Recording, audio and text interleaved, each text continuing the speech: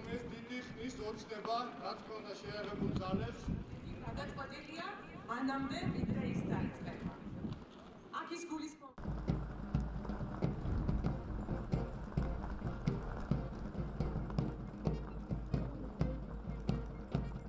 ძალიან მნიშვნელოვანია ზოგადად ქართველი სამხედრო დააბიჯდებდეს ქართული მარშის ქვეშ.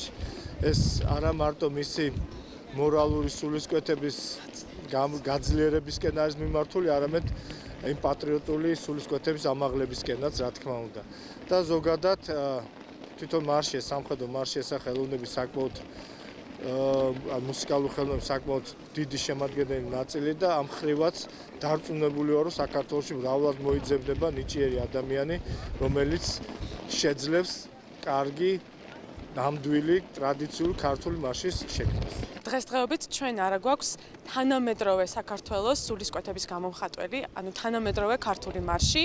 შესაბამისად 25 წლის თავი არის ჩვენი სახელმწიფოს წელს და ძალიან რელევანტურია რომ გამოვაცხადოთ ასეთი კონკურსი, მოვიწვიოთ ჩვენი შემოქმედებითი საზოგადოება, რომ დაგვიწერონ ისეთი მარში, რომელიც კარგად გამოხატავს ჩვენ საბრძოლო სულისკვეთებას და ხელს შეუწყობს ჩვენ შეერაღებულ ძალებს, რომ აღიმაღლონ თავგადასავალი мотивация. ეს მართლა ძალიან მნიშვნელოვანი დღე არის ამ კონკურსის გამოცხადებით. ჩვენ ფაქტიურად საქართველოში სასულე მუსიკის ტრადიციის აღორძინებას ვახდენ და ამასთან ერთად ალბათ ყველა დამეთანხმება, რომ უდიდესი მნიშვნელობა აქვს სამხედრო მუსიკას ჯარისკაცების საბრძოლო სულისკვეთების ამაღლებაში და ასევე სამხედრო მუსიკა ყოველთვის იყო ქვეყნის სახელმწიფოებრიობის განუყოფელი ნაწილი. მე მინდა აქ მყოფ კომპოზიტორებს, მუსიკოსებს დიდი მადლობა გადაუხადო ჩართულობისთვის, ვისურვებდი რომ რაც შეიძლება ბევრი ახალგაზრდა ავტორი ჩაერთოს ამ კონკურსში და ყველას მინდა დიდი წარმატებები უსურვო. როგორც კი